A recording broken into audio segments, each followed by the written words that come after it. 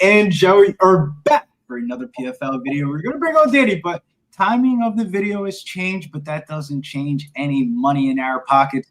But honestly, the way the first round went for the semifinals or quarterfinals for this tournament for women's flyweight and bantamweight, maybe we need to change the whole script. And that's what we did today. Joey, how you doing? How you feeling?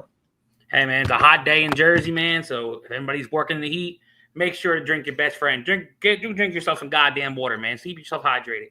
But when it comes to the PFL card, I'm excited.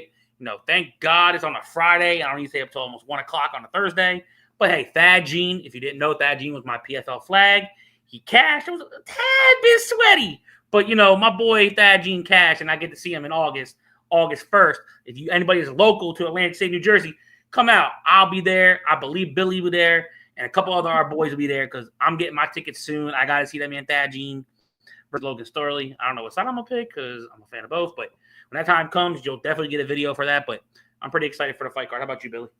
Yeah, the review action for me last week, Brandon, I would say 2-2. Lost the parlay of Alexei Pregande, Magomed Berkmanov was really the loser, and Magomed Umalatov, that was minus 158, gave that out on the show, ended up losing on the Berkmanov leg. And then the other play that I gave out was Alexei Pregande inside distance. I mean, the referee did us dirty there. So lost on the chalky bets of the minus 150 and minus 160, but ended up hitting on the SGP of Molbig Kubialayev to win and over 1.5 total rounds there at minus 105. Got some good line movement on that ended up closing at minus 120. Wish I would have went a little bit heavier on that one, but I felt like I couldn't go crazy on it because I respect my man Danny Betts. We had Danny Betts on as a guest last week. He had a bet on the other side, but Danny had a really good week as well. He had the Sharik Shields bet. I remember that one on the prelims. That ended up being a nice little casher. And I would say the only main card bet that I had was the exotic play of the day, Logan Storley and Thad Jean for the championship. Those are the two I wanted to see in the championship. That was the one I was kind of rooting for. I felt more confident about the Logan Storley leg than the Thad Jean leg. But we move on to this week. Joey, you want to review any of your bets? Yeah, no, I had Thad Jean. I had Braga, which I was taking a shot with that one, and goddamn, that shot missed, and he got slumped. Whoever the dude was fighting Thad Jean's teammate, he lost only by decision.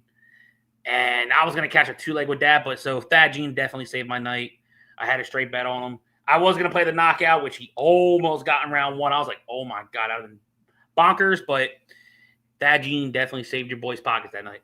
Yeah, I mean, Thad Jean definitely saved my pockets, but I lost a little bit still with some juice. But that's why I'm eager to get back into this one because we got welterweight division, Alan Dominguez versus Nick Meck here, and we're starting to see a little bit of line movement coming in here for the dog.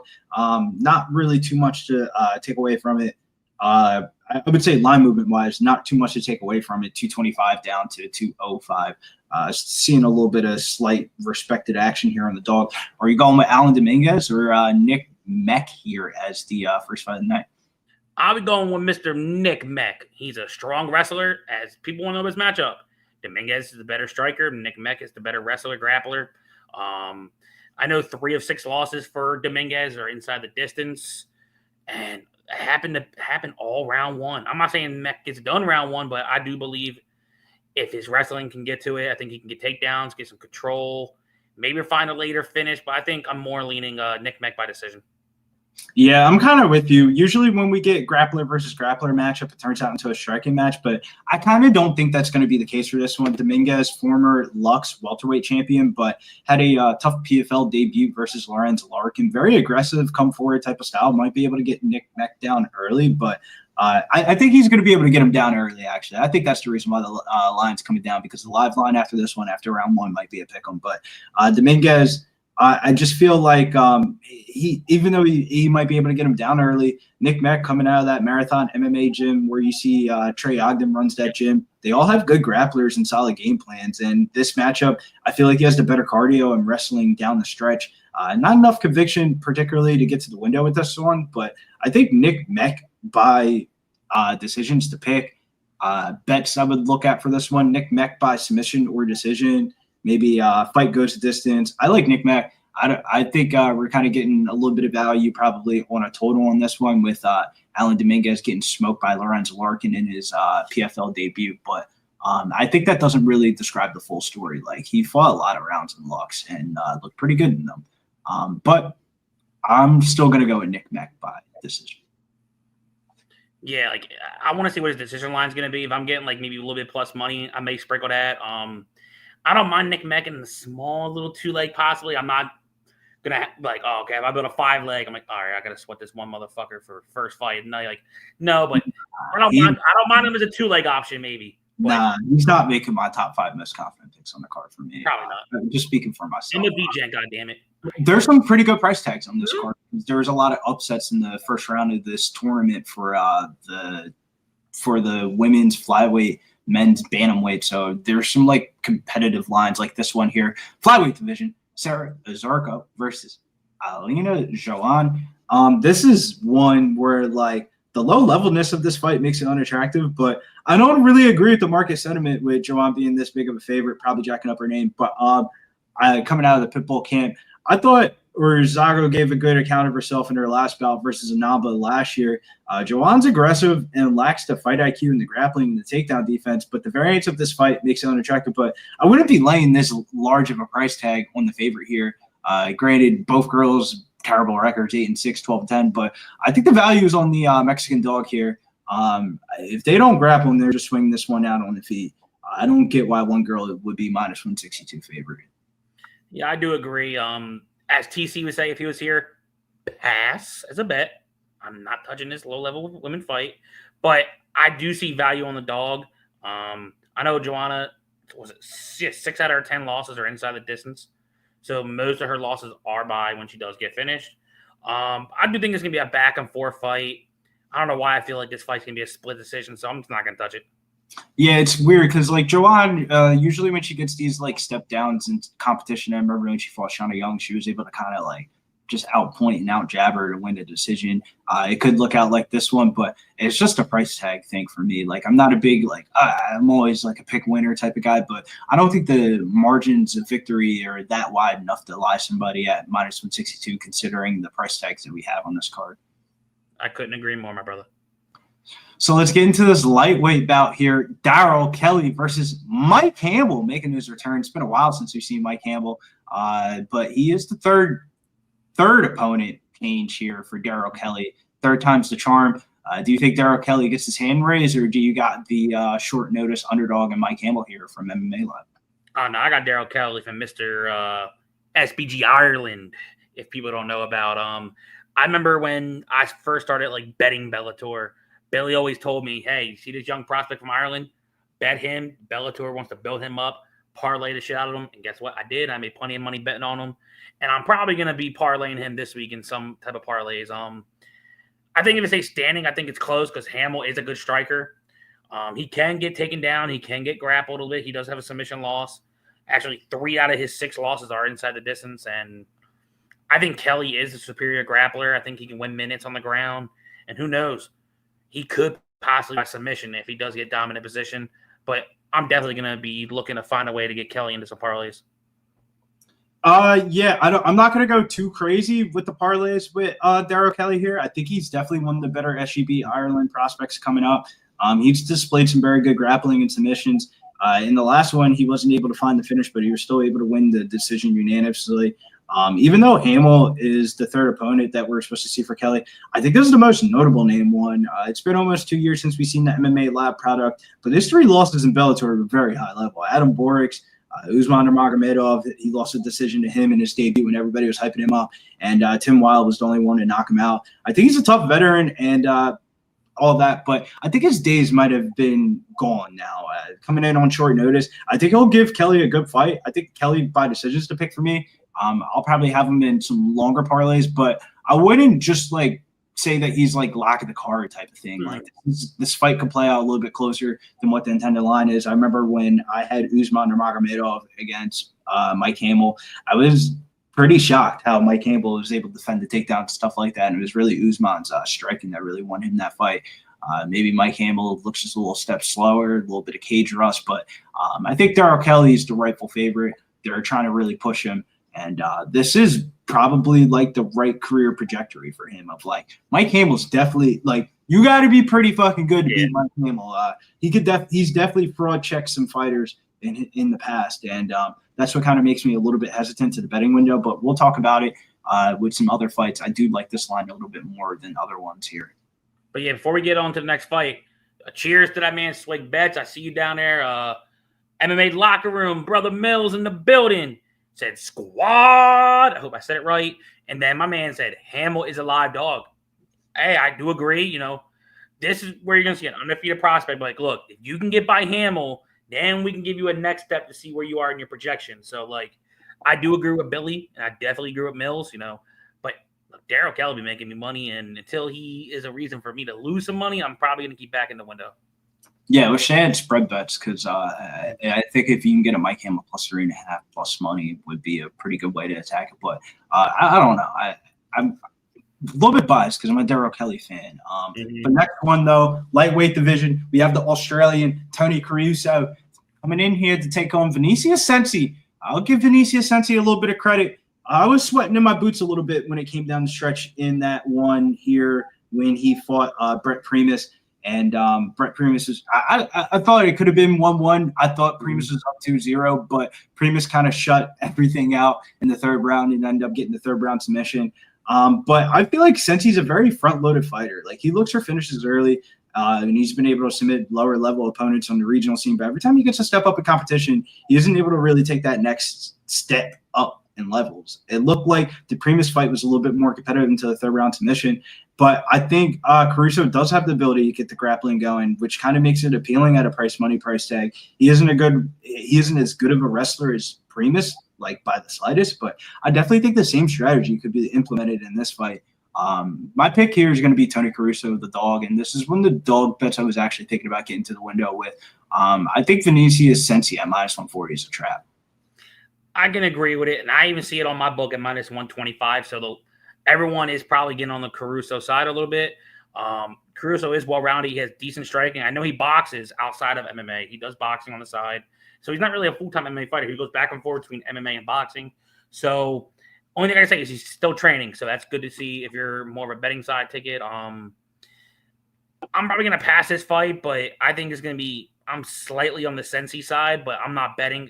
I can see why it's a trap because if Cenci doesn't get the finish early, because all 7 of his finishes out of 8 wins are inside the first 2 rounds. And Caruso's no bum.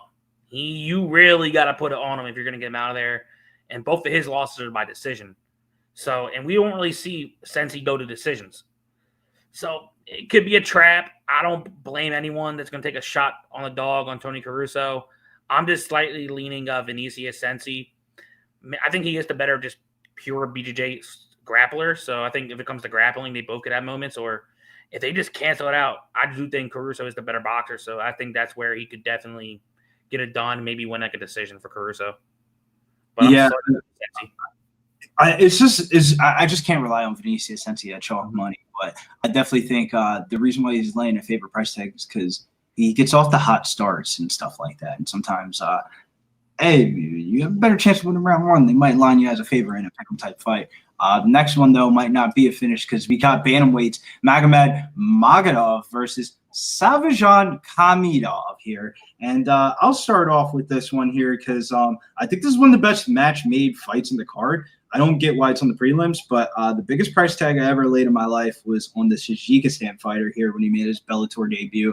I love the way that he grapples and he throws leg kicks on the feet, laying to the body and stuff like that, legs and body.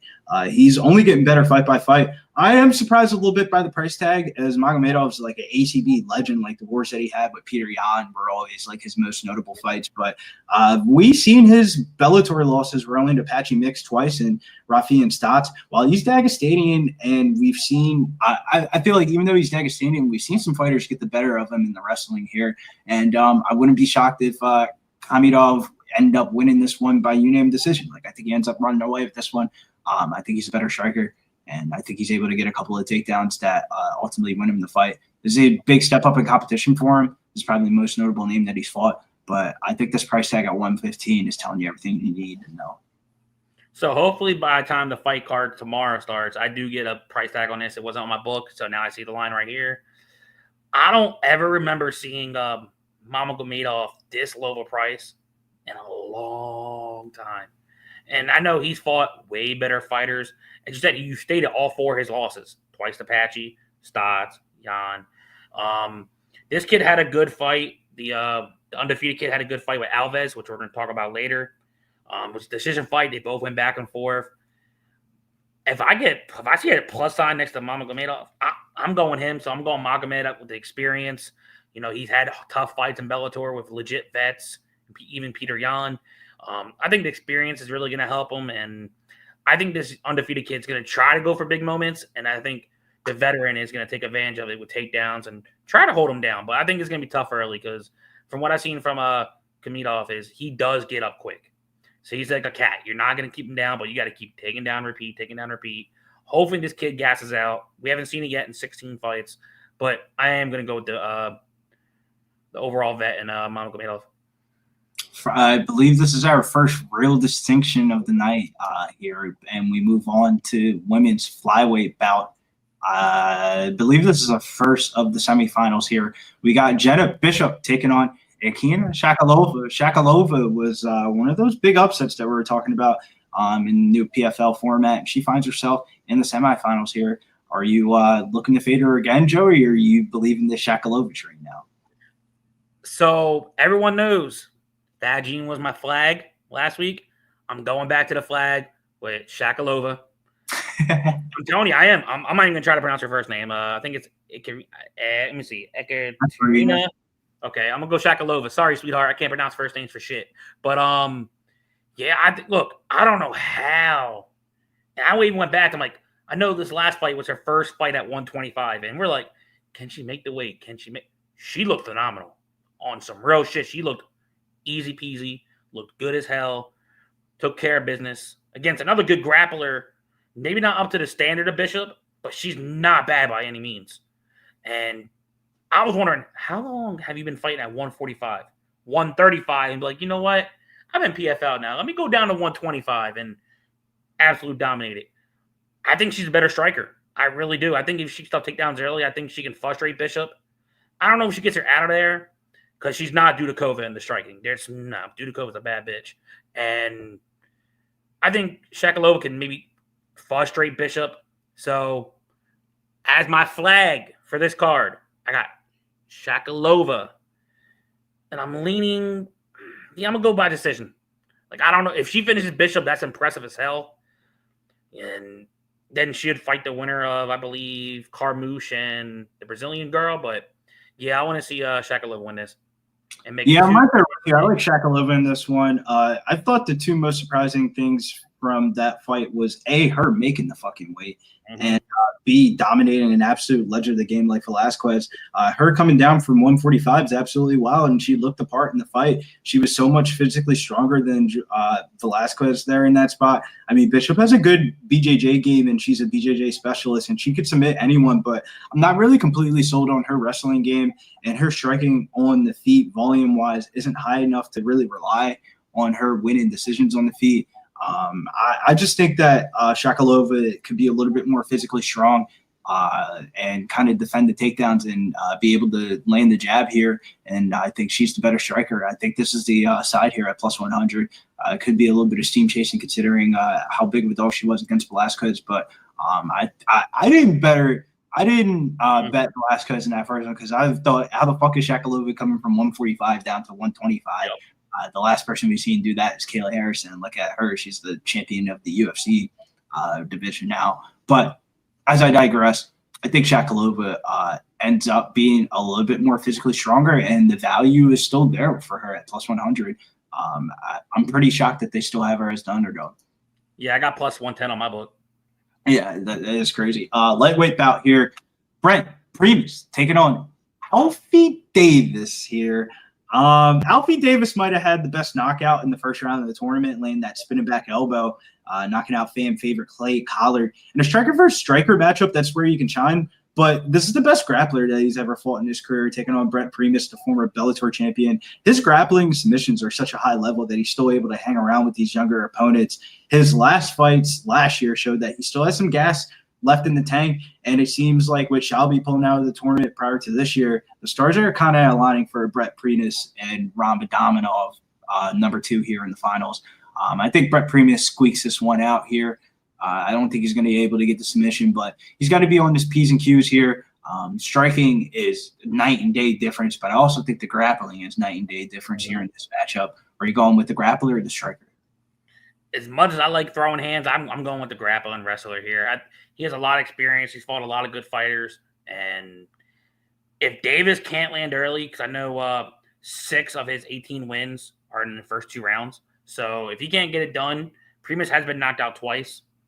And they both happened in round 1, round 3. So anything could happen, but I do like Primus. And it's affordable line. Like under minus 200 for a good grappler. And if you're on the striker side, hey, you're getting almost 2-to-1 money. Pick your side. I'm going with the better grappler who I think can win more minutes. If Alves Davis can't get up, what's he going to do? Just sit on the back and accept bottom? Could he get submitted? He's been submitted once. And this is the way more dangerous grappler and wrestler he's fought to date. So it wouldn't shock me if a later finish happens, but I do like Brent Primus. Yeah, I'm right there with you. I do like Brent Primus in this one.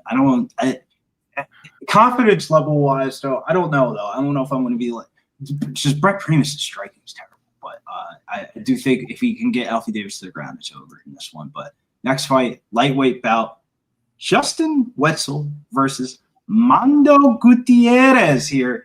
And I'll let Joey take this one away. I had a terrible read on Justin Wetzell in this last fight. I had Khamidov and a bunch of parlays, and he ended up getting his ass whooped by Justin Wetzell by decision. And I could say the same for my boy Joey. Joey was on the Nucci train, and Nucci ended up getting finished by Mando Gutierrez. So we both had bad reads of this fight here. Kind of makes me want to stay away from it from a betting perspective. But who are you picking here, the favorite or the dog? I actually like the dog because I think Mando, even though he's not the better striker than a Wetzell, he bites down his mouthpiece and comes at you. He's not no bitch. He throws fire with fire. And one thing I do know, he is the better wrestler and a better grappler. So he can definitely determine where the fight can go. And, his losses ain't bad. He lost to Rosas on the Contender Series. Nobody knew who Rosas was until after that fight. Then he went on that was a Contender. Then he was on Ultimate Fighter. Unfortunately lost to Cody Gibson. Couldn't get the takedown, going against a tall guy, big guy for the division. But yeah, he survived the storm with Nucci, and then once he was able to get that takedown, he's like, look, my Italian brother, you are not going to keep hitting me. I'm going to choke your ass the fuck out, and that's exactly what he did. And I think if Wetzell gets taken down, there's levels on the ground. I think he is the better point fighter. 6 out of 11 wins for Wetzell is by decision, and 9 out of 11 wins for Gutierrez by finish. So I think we could see a finish by Gutierrez late, maybe like later round 2, early round 3, if he can definitely get the wrestling going, get some control time, and maybe tire out Wetzell. But that's actually a good tag, like plus 164. I might take a shot on that. So that might be a dog I might be sprinkling on. Yeah, I feel like Wetzell's not the most athletically gifted fighter, but he's just very good, technically sound, good fight IQ, good cardio. Training with Corey Sandhagen, you can kind of see the influence in his game. Gutierrez has always been a fighter I've been a fan of. He's not the biggest for this weight class, but his heart is wrestler at heart with a good submission game. He could definitely pop on the feet. But I was pretty shocked he was able to withstand the early Nucci storm and get that finish himself. It's a tough fight to call. I'm going to side with Gutierrez with you just by the slightest. I think if he's able to get to control time, he might be able to pull away with this one. It's just that Wetzell's time could just be right now, and he's just been on a really good run, just upsetting fight by fight in this spot. I believe he was a dog in LFA before he came over to PFL, so it's like I just don't want to be betting against Wetzell here at this point. So I will say this before we get to the next fight, because the next fight is going to determine if both these fighters win. That's going to be the final. If you told me before this shit started, these 4 guys would be in the chance to reach for the final, I would have said you're full of shit. But take it away here, bantamweight division, Marceli Alves versus Jake Hadley. Marceli Alves, huge upset underdog to cash over Leonardo Higo. That was crazy. Leandro Higo looked like a fucking fraud in that fight. Like, there's actually no explanation to reason why he was in that fight. I believe it was ruled a split decision, but in reality, bro, I thought that was a unanimous decision. Yeah, so I forget who Alves was supposed to fight before he got moved up, and I was gonna bet Alves for that one, and then I saw that one. I was like, man, if Hugo just survives early, he should win this kid round 2, round 3, and then just win the decision. It was on the papers a split decision, but as you said, I thought Alves won that fight all 3 rounds. Hadley, like, that's the best Hadley I've seen fight in a minute. Like, we're looking at the Contender Series Hadley. He didn't have the best stretch in the UFC, went 3-4. But if we get this Hadley, he's going to win the tournament. I'm telling you, if you get the last fight from Hadley, he's going to be the favorite to win it. And I do think Hadley is going to win this fight. I think he's just more well-rounded. Alves is aggressive. 10 of 13 wins by knockout. Hadley never been knocked out. 2 of 4 losses for Alves is by submission. And we know Hadley got some good submissions. So I don't know if I want to go inside the distance for Hadley, but I'll definitely have his money line in a parlay. If he survives early, I do think he's going to show why he's the more rounded fighter, and maybe even get the finish. I think maybe it's another. Would it shock me if he get another submission? No, this guy gets submitted when he does lose. So maybe I'll see what the submission line for Hadley is tomorrow once the props come out. Yeah, just when you thought it was the biggest upset of the night in the last one with Wetzell, Alves came in there and whooped all over Higo, defending the takedowns. I thought it was a spot for Higo to show that he was a class above him, but in reality, it was just another inconsistent performance by Higo. Alves isn't the biggest in stature for the weight class, but he can definitely throw bombs on opponents.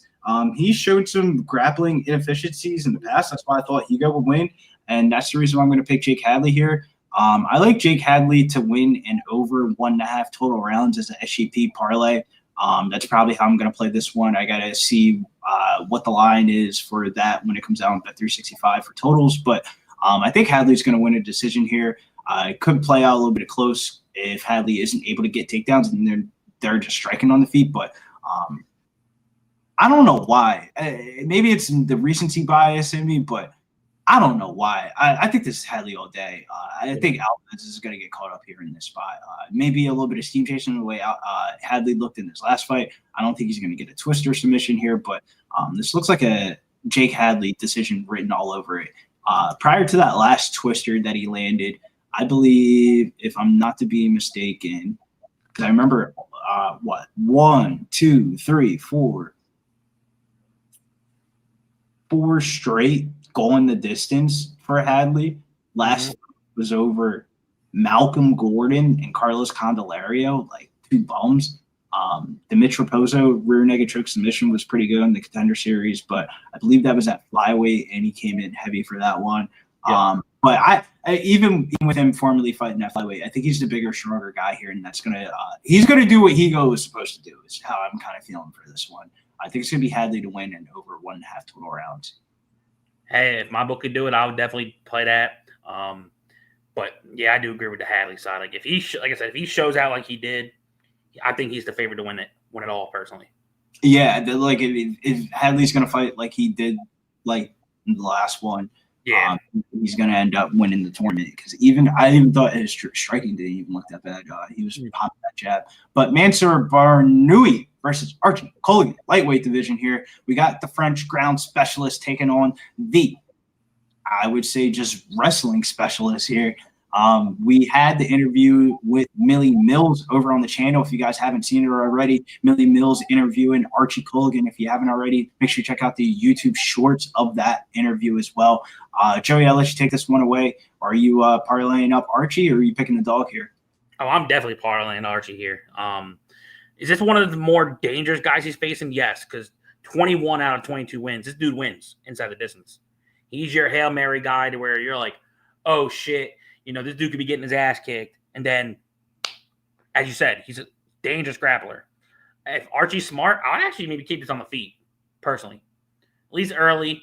Then when this dude's trying to over-pursue to get close, then you scoop him, take him down, hold him in side position, and try to get some control time here. I don't know if Archie gets a finish, but I think this is more of an Archie-based control, maybe in mount and side mount.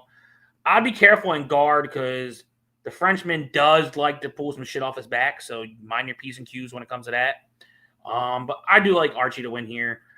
PFL, this is his debut. I forget when he was supposed to fight. I think it got dropped, but yeah, I like Archie here. And if I was to predict, I'd probably say Archie by decision. All 6 of the Frenchman losses by decision. So if he can get controlled and taken down, he does tend to slow down, does tend to accept the bottom, and just doesn't really offer much when he does get tired over the 1.5 mark. So I do like Colgan here as a parlay piece. Yeah, I don't want to ruin the interview too much, but one of the things I would say, this isn't a confirmation. This is just my greasy narrative theory or me reading in between the lines of that interview. It might not be Usman versus Paul Hughes #2 for Usman's next defense. If Archie Colgan has something to say about it with a good performance or a finish here, I think that would be the fight that they make is Archie versus Usman Nurmagomedov. He's not in the tournament. Barnoui is a French ground specialist, but both Primus and J.J. Wilson laid out the blueprint to beat him. Get takedowns, stay away from submissions, and you'll win a decision. Mansour's 1-6 in decisions, yet to be finished in his career. Colgan by decision is the pick, but if he gets a finish, dude, watch out, bro. I would not be shocked if he's fucks around and be the dark horse challenger for Usman's belt, even though him and Paul Hughes put on a classic.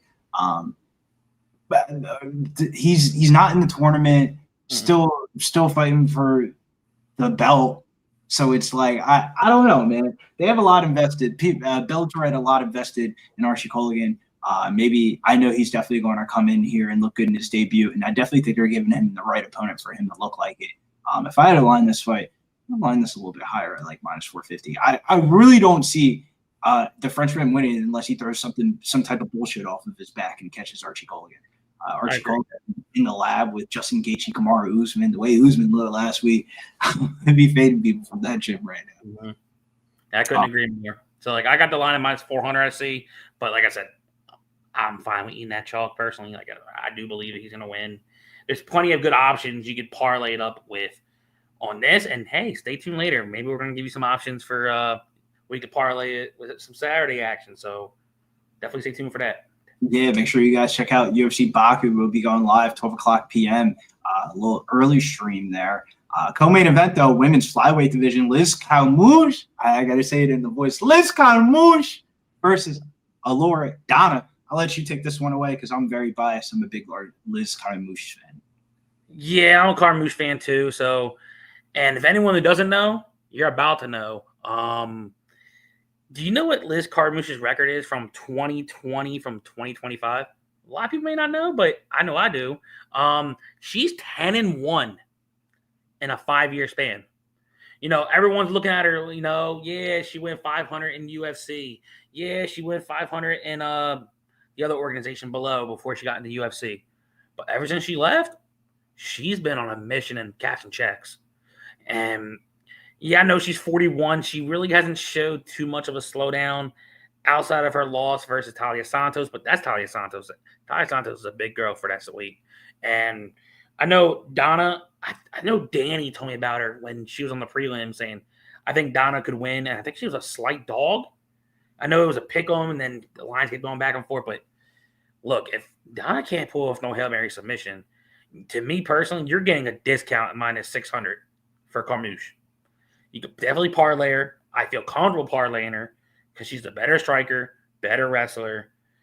The only thing she really needs to watch out for personally is a Hail Mary submission from Donna. But yeah, I'm going Carmouche here. I think she could definitely take care of business. Maybe get like a round 2, round 3 type of finish. Donna's never been finished, of course, by 8-0, but she's never fought anyone up to the standard of fighter. So Carmouche has over 30 fights to her 8. That's 3 times. That's damn near 3 is much more than her experience. So yeah, I got no problem parlaying Carmouche in a chalk parlay. Yeah, price tag was around 460. This line's gone up to 600 after Liz Carmouche came in and looked good at weigh-ins, and I think it deservedly so. The line is moving up in the right direction. But I will say, though, the only thing that does it's kind of like a blessing and a curse. Like Liz Carmouche is a legend of the game. Shockingly, it took her up into this season of the tournament to get a nutritionist and a strength and conditioning coach, and it looked like it all definitely paid off. In her seasonal debut this year, I mean, she looked like she was in a lot physical, better shape, basically finishing the girl by body punches. I feel like she's motivated. Or watching the thing, she said she was motivated by getting the finishes she hasn't gotten before, and the last one being by body shots. I would like to see her keep this on the feet standing. I feel like the only way Donna wins this fight is by some weird ass submission. And it kind of scares me a little bit because I remember when Liz Carmouche won Tanabe last year, they were just going submission after submission against each other, and I don't want her to play that game. Donna showed in her last fight versus the Russian beauty that her ground game is legit. It's such a large step up in competition. I feel like Liz Carmouche could play with fire and still get the win. I'm shocked by the price tag, though. I'm shocked that this isn't even higher. Even though Donna's undefeated, I think Liz Carmouche wins this one all day. Yeah, I couldn't agree more. I see Preston in the chat. What's up, Preston? Kong Clips. What's up, Kong? How you doing, brother? Yeah, I thought she'd be like in the minus 1000s from what I see in the matchup. I was like, oh wow. Because like I said, I saw all the lines before the stream.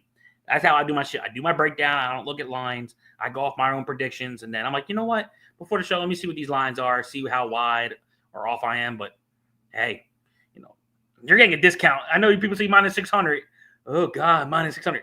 Usually, there's times you see Carmouche in the thousands. So take that what you want to take with it. But, yeah, I don't mind her in a chalky parlay. Yeah, there's some legs to be had, no Diddy, to throw in the parlays, but it might be 3 legs. I don't know if you get Carmouche in a 2-legger that really. Nah, 2-leg, no. But this one here, you talk about chalkiest favorite of the card, Rabadanov versus Kevin Lee, the Motown Phenom, making his return back inside the cage. I was shocked to see Kevin Lee be the replacement for J.J. Wilson for this bout. It's been a while since we've seen him in general, and the last time that we've seen him, he didn't really look that good. Like, durability looked like it left out the window. He made lightweight pretty easily, though. But I definitely think he's got his work cut out for him taking on Godzi, probably one of the better lower weight class fighters that are not in the UFC, coming from the Khabib camp. I feel like his wrestling is just as good as his striking. I mean, he fucking smoked Mark Diakese in that last bout, and it took him damn near a fucking year's training camp to make his PFL debut, and that fight lasted all of like 30 seconds. So it's hard to see Godzi win this fight any other way besides finish here. In this one, probably a play on the under 2.5 is probably a little bit better than betting him inside the distance here at minus 1,600, but I think Kevin Lee's going to get smoked. So I was about to ask you if that was to do that smoke to Casey, because I either had the knockout prop or I had inside the distance. I think it was inside the distance, and somehow he was a big favorite, and somehow I got the inside the distance at plus money somehow. And I was like, yeah, I'll play inside the distance. This dude's like almost a 10-1 favorite. Why the fuck not? A little D-Jam bet, and he cashed it under a minute. And I was like, Jesus fucking Christ. He put the Casey out cold, man. Holy shit. And, hey, Kevin Lee, still one of the more nastier head kick knockouts. I remember he knocked out old undefeated boy. He kicked him so hard his head bounced off the cage. But ever since he got released from the UFC, I know he was trying to work his way back up. And during that time, if you guys don't do go back to watch, Instagram clips or anything else, I know Billy probably seen it. There was a clip when he was in training camp. He got clipped and somebody thought he went out. He did the stinky leg, and he's like, what happened? What happened? He's like, boy, you got clipped, bro. You walked into a punch. It could happen this way again. I see minus 2,000 on my book, so Jesus popsicles. I'm probably gonna play him inside the distance again. Like you're telling me I'm not gonna get that. I'm not gonna get that plus money like I did the last fight because Kevin Lee's durability has gone down. I think he can maybe submit Kevin Lee. I think he can definitely tire him out. I think Kevin Lee's gonna have an adrenaline early, but I think he's gonna dump early. The second Rabba gets a hold of him, gets him down, Kevin Lee's gonna be like, oh shit. Now I see why I'm the replacement fighter. If I can't get it done early, then I'm probably gonna be screwed. And yeah, I like Rabba. I'm gonna see what his inside the distance prop is when the prop comes. Yeah, Rabadanov, inside the distance, probably the play on this one here. But that concludes the PFL number 6 predictions here. Going over some plays, I would say play I'll give out here, SGP, so same game parlay, Jake Hadley to win, over 1.5 total rounds. We're waiting on the odds for that one. And I'm going to tail Joey's planted flag play. I like Shakalova at this weight class. Not really sold on Jenna Bishop's grappling too much. And I haven't really locked in on a parlay yet. Like the odds are so juiced on this card that it might be a little bit better to connect it with some UFC stuff for the next day. But if I had to think of a 5-legger or something, or these are just the 5 fighters that I like the most on the card, I might throw it on a ticket here. Godsey, Liz Carmouche, Archie Colgan, Brent Primus, Darragh Kelly plus 226. So I'm definitely planting my bet in right now because last time I waited because I planted a flag on Mr. USA who choked out that one dude. I was like, yeah, he'll be plus money in the morning. No, that man turned to big minus money, and then he ended up getting the finish. And so I'm putting my bet in now. I got plus 110, and I'm about to plant my other bet on where's he at? Gutierrez plus 165. So 2 straight bets I got right now is Shakalova plus 110, and I got Mondo Gutierrez plus 165. I might do like a prelim parlay to where, let me see where it's at. It is Meck. So plus 106. It's a little degent. You don't need to follow it. I know it's a little two-leg. It's plus 106. It's Meck and Kelly on the money line. That's plus 106. It's a 2-leg. Gives a little prelim action because, I like to be a little degent myself. But if I do anything bigger, you got to make sure you follow us on socials because I'm definitely going to try to see if I can find some good line movement for UFC, especially after the weigh-ins. So if TC does go live, definitely follow Just My 2 Cents on YouTube. I'll definitely bring it up because he does his stream early, usually around like 2-ish. The main card for PFL starts later. So if I do say, hey, I'm a parlay this and that, definitely stay tuned because there's a lot of plays that are going to be going down tomorrow. So definitely stay tuned for that. Dom Play in the chat asks, I believe this is for UFC Baku. Fancy question. What would be your core fighters for this weekend?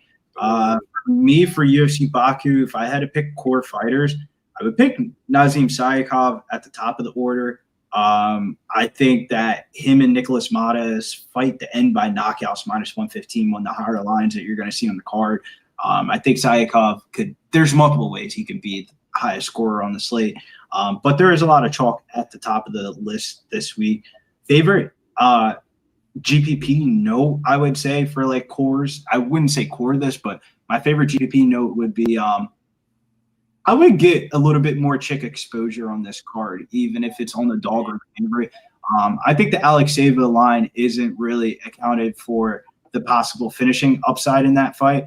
I mean, fight not to go to distance at minus 115, under 2.5, plus 110. Alexeva to win by submission, plus 240. Like, I definitely think she could definitely submit Segula. There's some upside there. And then the Marissa Mullins-Darragh fight, while I'm not on the Mullins train, she did smoke that girl in round 1 to get to the UFC. This would be the opportunity for her to get the number 15 ranking in that division. The UFC is definitely setting her up. If she does end up winning that fight the same exact way that she did last time, I feel like she's going to go severely under-owned compared to the price tags around that area. And I would say favorite underdog, I don't really have one yet. How about you, Joey? So I'm actually going to be different because I'm more of a GPP player. So I do look for leverage and I do look for stuff like that in general. So I actually both like chick fights. Usually everyone's like, oh, I'm not touching no chick fight. But guess what? Those chick fights gets lower owned. And when they do smash, not a lot of people have them. So I'm actually probably going to start with Sakia and Mullins. That leaves me at 8K. I can still work around with. And that's my GPP line. Favorite dog. I know that I'm going to end up putting a bet on him probably. I said it on Tuesday, so I'll repeat it now. I do like Nurdiev. He's at 7,500 on DraftKings. I think he's the better pure striker. I think he can mix in takedowns. Park can get flat-footed. Bigger cage, so that does favor Nurdiev. Undefeated at 185 since coming back. So that's a dog option. Let's see what else. Oh, another play I'm trying to get to, so I got to definitely find some dogs. I actually like Orbai. I think Orbai can definitely try to get some takedowns control for that fight. Fiziev at 8K. Usually, if you know the rule, 82,000, the 8K option. This is going to be a pure striking match, so I think I might go with the dog. He also should have – his last fight, he might even mix in the takedown, but And maybe that's what he might have to do against Bahamondes. Bahamondes is going to come out aggressive. Another one, pick your side for the main event. If you're on Roundtree, pick Roundtree. I'm more going Jamal Hill because I think, he can survive longer. He has better boxing, better volume, and that's a 78. So I can definitely going to have to move stuff around to get a pure line I like because yeah, I think the best strategy for this week without doing lineup constructions, going stars and scrubs, just off the aspect of the price tags aren't as crazy as the last couple of cards that we have seen. So just a person that normally costs $6,700 isn't going to be plus 700 like they were in the last couple of weeks. This week, that person might be plus 220 or plus 300. So I think that's the way to kind of look at this one. Preston in the chat says, did you see the Talibet versus Lima odds? I think Lima's legit. I was shocked that, the betting public did the sharps did what you expect would happen. Lima at plus money lasted all of an hour, and Lima's now the favorite in that fight. And if you're getting taken down by Ronnie Barcelos, I can't imagine what Lima's going to do to you. I think Lima's going to choke that boy the fuck out once that fight does happen, but early prediction by submission. But, hey, yeah, this is a good card. We got fights on Friday, fights on Saturday. So, and they're early fights, for the love of Jesus. Thank you. We needed an early card. I got tired of staying up till 1 o'clock in the morning. And look, I'm getting old, goddammit. I'm 32. There's probably people older than me in the chat. So, yeah, I get tired of it. I'm old. All right. Well, Joey, where can they find you? You can definitely find me at Joe DFS Betting on X. We have a free Discord. You can definitely find it. Might be in the link in this video. If not, feel free to ask me, Big Show, or else. We'll get you in the Discord. It's absolutely free. I do post my plays on there also, but I also do post them on X. So you can definitely stay tuned for that. I'm going to be doing a little bit more deep diving for tonight, securing my plays. But the 2 bets I do got are Gutierrez and my flag and Shakalova.